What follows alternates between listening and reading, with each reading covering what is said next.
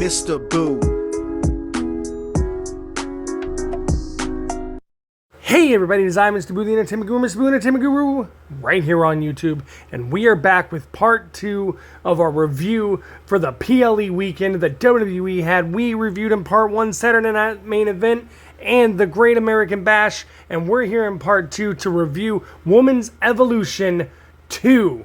And then we're going to rank them. Who got first, who got second, who got third out of these PLEs, which ones were the best, and which one came in last. Well, let's get to it. Women's Evolution 2. An all-women's pay-per-view PLE event. Let's get started because it started with a banger. As Lyra Valkyria, the new upstart, a woman who it was the inaugural Women's Intercontinental Championship, someone who has a bright future in WWE, takes on the man, Becky Lynch, and the role model, Bayley, 2 of the 4 horsewomen of WWE. Now, this triple threat had it all. Of course, you have the legends in there in Becky and Bayley. They are Hall of Famers in the making. But you also have someone of high caliber in Lyra Valkyria that can get matches done and get it done right. They called all their spots perfectly. There was high-flying action. There was in and outs. There was one-on-one sections. There were great spots. And they were greatly communicated amongst all 3 women going back and forth in this match. They fought inside the ring, outside the ring. We had some high-flying, but we had a perfect triple threat match. Several finishers being kicked out of or saved from other women. And at the end, we had the most flawless, most smoothest transition into a victory for Becky Lynch to maintain her Women's Intercontinental title that I've ever seen in my life. Bayley goes in for the pin on Lyra Valkyria, and Becky out of nowhere rolls over her mid-pin, hooking her arm, swinging her around into a pin of her own. 1, 2, 3. It was a flawless victory for Becky Lynch. This match went off. This match set the tone for the best of the 3 of the PLE this weekend. So moving on into the second match, the NXT Women's Championship match at Evolution, Jordynne Grace versus Jacy Jayne. Of course, Jordynne Grace brings out her friend in Blake Monroe. And of course, Fatal Influence were on the side of Jacy Jayne. Now you think with that triple threat match setting the tone for the night, these women right here would stay with it or step it up a notch or 2, just like they did in the main event the night before when Blake Monroe and Jordynne Grace took on Jacy Jayne and Fallon Henley in an actually pretty decent main event. This match, even though it had things such as Fatal Influence and Blake Monroe going on outside the ring, just going at it as they try to cheat their way to a Jacy Jayne victory. And you know, Blake Monroe helping Jordynne Grace and the back and forth and everything, and Jordynne Grace overpowering Jacy Jayne. And in the end, Blake Monroe apparently accidentally hitting Jordynne Grace with the NXT Women's Championship title to cost her the match and let Jacy Jayne walk away with the gold again, just for it to be, Monroe did it on purpose and handed Jacy Jayne her belt and did her little stupid finger smirk thing that she does and walked on out like she owned the place when she's new to the place. This match just lacked feeling. I thought it lacked story. I feel like this match was only there as filler. Like the tag match the night before was there to introduce Blake Monroe to the WWE Universe, the NXT Universe, those who don't know her from AEW. It was just simply to introduce her into a rivalry with Jordynne Grace. I feel like the tag match the night before was to be like, here she is, this is what she's capable of, she got her victory, she's in now. And then Jacy Jayne and Jordynne Grace's match here at Evolution was only to finish off that little storyline they had going and to further a storyline into a new rivalry between Blake Monroe and Jordynne Grace and allow JC Jane to actually get over just a little bit more for those fans that actually like Fatal Influence and JC Jane, because I think she is the most beatable NXT Women's Champion in a long time. I think she is just a placeholder, and this match did nothing more than solidify that idea that yes, she's just a placeholder. So let's move on to the next match. And the next match stepped up and continued with the pace of that original first triple threat match, as we had Charlotte and Alexa Bliss teaming up to take on the Judgment Days, Roxanne and Raquel, the Kabuki Warriors, Kairi Sane and Asuka, and Sol Ruka and Zarya in a fatal four-way tag team match for the Women's Tag Team Championships. Now this match, ladies and gentlemen, it told stories. Okay, were Charlotte and Alexa going to get along? Was Raquel going to work with Roxanne and get over the fact that Liv isn't there, and that is Liv's belt? And can the Kabuki Warriors, who are now back together again, is there ring rust? And Sol Ruka and Zarya have only teamed together a handful of times. Now there was story all over this. Charlotte and Alexa were not getting along. Roxanne and Raquel looked like they weren't getting along. There were so many moments in this where someone would tag themselves in or tag another team in. There was great tag-ins, tag-outs, great chemistry all around for all four of these teams. That is 8 women with chemistry together to make a great match. And it had huge moments, big spots. Sol Ruka doing what she does athletically. Then you also had Raquel Rodriguez showing that she is the 6-foot-something monster of a woman. You had Zarya showing that she was the powerhouse. You had Alexa and Charlotte showing how they are the OGs. And of course the Kabuki Warriors doing what they do, flying around the ring and using that Japanese strong style to their advantage. Although in the end, Judgment Day did retain the titles, and everyone there, I think the biggest pop of all the entrances was Bliss and Flair. And you got to see some Flair chops. It was great. But in the end, Judgment Day won, and it was with such a great spot. Because Raquel Rodriguez, right before it was done, right before she hit her finisher and got the pin, literally caught Alexa Bliss and yeeted her like Jey Uso out of the ring and onto a bunch of the other women.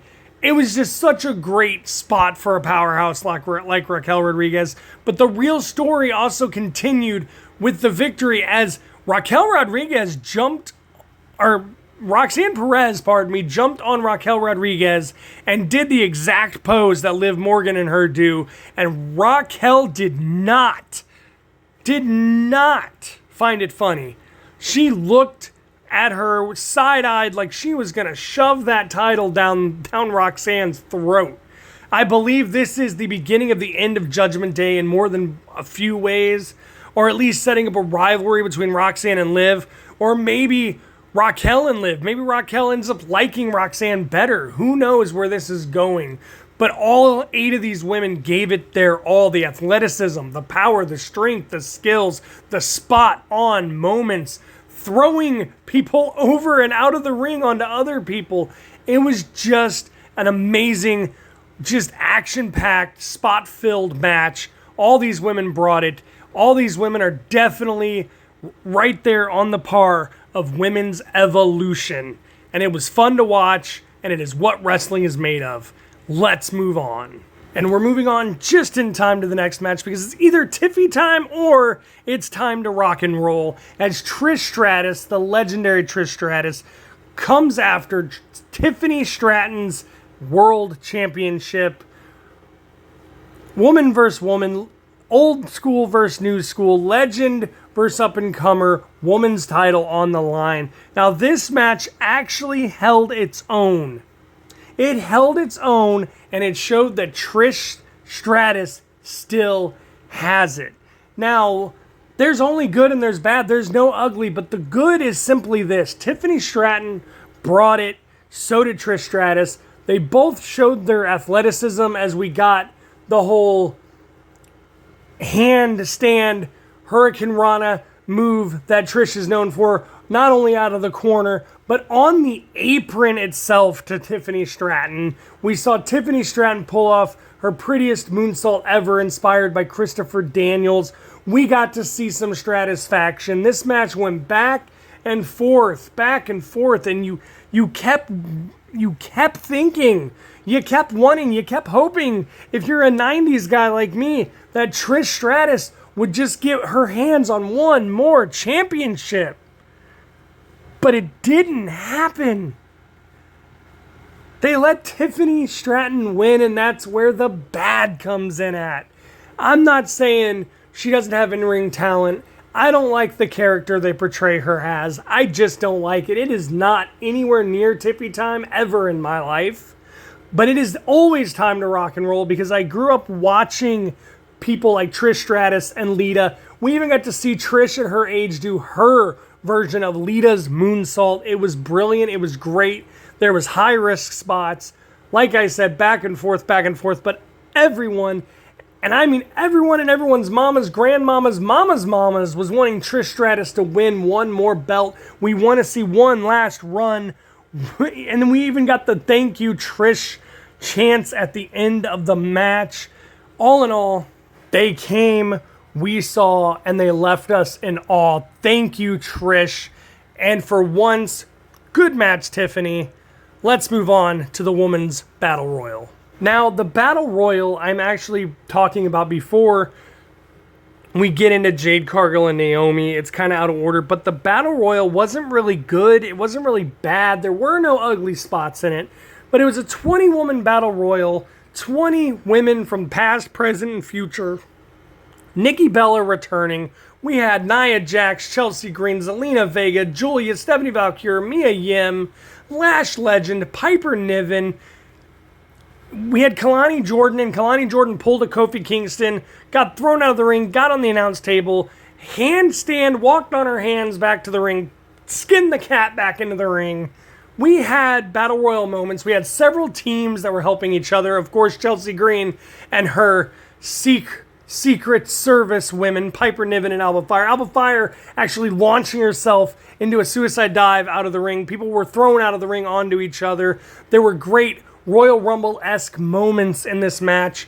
But what was bad is we were rooting for Nikki Bella to win.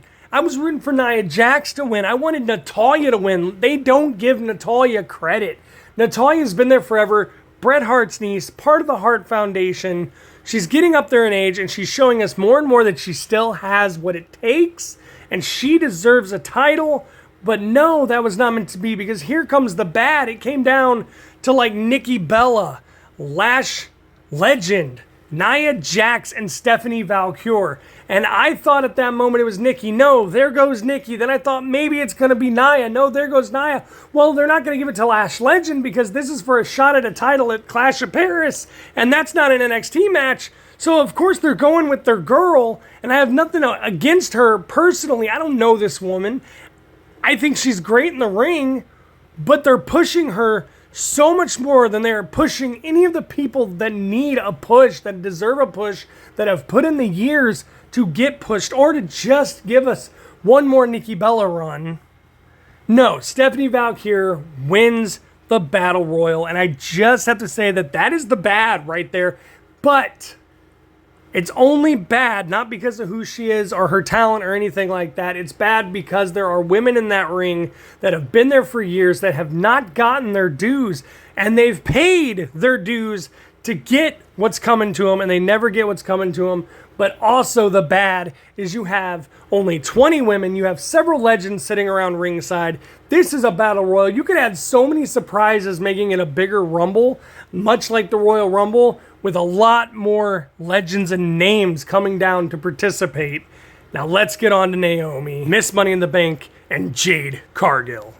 Now this match is a no-holds-barred, no DQ match. Bianca Belair was the special guest referee between Naomi and Jade Cargill. And for Naomi, yeah, she might be telling Jade she needs to take a little caution, but winter is coming, Naomi, because Jade is gonna bring it. Naomi's got a dark side. The heel turn was good. She's doing the heel thing perfectly well. But this is what made this match better than the Battle Royal, and that's why I switched places, because Bianca Belair, the story there, as Jade and Naomi tore the living crap out of each other. Like, you could feel the storyline, you could feel the tension, you could feel that kayfabe hate between these two. Like, you took me out, you took my tag titles, you hit me with, or you threw me onto a car, and then Naomi being like, oh, well, I said I was sorry, and now you won't, you asked for this.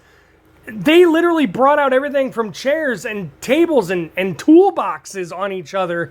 And the whole time Bianca Belair was telling a story like, Naomi, please, you don't need to do this. And Jade, please just stop. This needs to end. You could see the complete distress and the disheveledness on Bianca Belair's face. The EST, yes, I'm going to say she's the best actress in the WWE right now as well, because you could see the confliction on her face, and I honestly hope that this is setting up Bianca Belair versus Jade Cargill at SummerSlam. But let's get back to this match, because we had tables, we had chairs, we had inside the ring, outside the ring, we had stellar moments where Jade Cargill actually got drop-kicked, not through the announce table, but through the television monitor that's under the announce table. And there was sparks and there was smoke, and they just sold that so well. Just so well. We had Jade Cargill get thrown out, like off the ring apron, through a table on the outside. And then we ended it with Jade Cargill doing an avalanche, jaded through the table off the top rope on Naomi. Bianca had to hit the 1, 2, 3. She has to now announce Jade Cargill as the winner. Now this rivalry between her and Naomi may be over, but where does the friendship lie? The story continues with Bianca glancing over at Jade Cargill and Jade Cargill glancing back. The rivalry between Naomi and Jade ended in such an epic way, but what's next?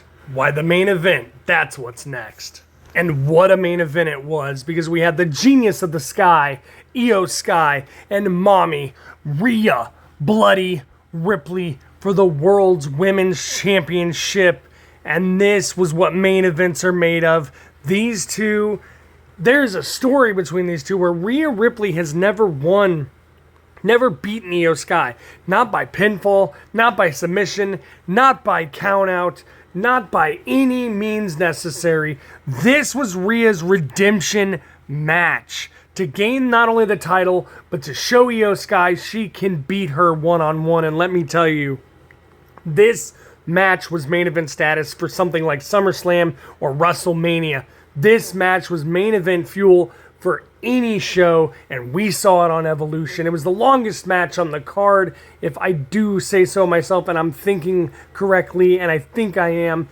This match had it all. It had high-flying action. It had back and forth. It had near falls. They fought inside the ring. They fought outside the ring. Hell, even Jessica Carr took a drop kick that took her out of her boots and out of the ring by Io Sky, which then led them to fight in a no-holds-barred environment all around the arena. And Io Sky, from I don't even know how high up, was able to jump down on Rhea Bloody Ripley. The match was fantastic. It had everything. It had the powerhouse versus the high flyer versus the powerhouse. It had a match going straight by the rules, and it had a match that turned into a street fight all in one match. Jessica Carr starts to frantically get to her feet, and we've got more back and forth with Io and Rhea.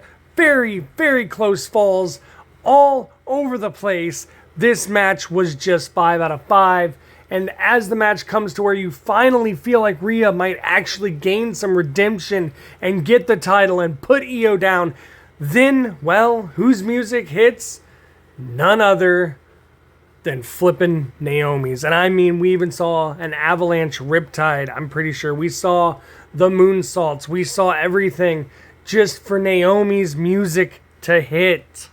Naomi now with a second referee comes running down to the ring with her Money in the Bank briefcase and turns this match into a triple threat but not for long, as she throws Rhea Ripley into the turnbuckle, into the corner, slamming her all the way out to the floor, and then bringing a beaten, battered, bruised, and tired Io Sky into position for a split-legged moonsault. She has cashed in. She's in this match. The ref hits 1, 2, 3. Congratulations to Naomi. She's on the top of the women's division once again. But back to Io Sky and Rhea Ripley. Holy cow. These two were so exhausted, so tired, so sweaty. They put on a WrestleMania event at Evolution 2 just to have Naomi come in and steal it from both of them. Steal that glory, but you know what? The glory is not stolen. It's not forgotten. That was a hell of a match. That was main event material. That was SummerSlam or WrestleMania main event material. And I would love to see Io Sky and Rhea Ripley go at it again. That was Evolution. And that deserves 5 stars.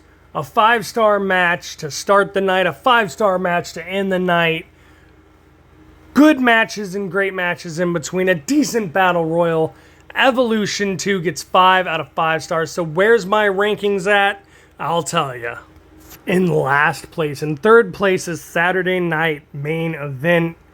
They are just not good, and I don't think they're going to be anywhere near good for some time to come. Too many commercial breaks, not enough time, too fast of matches.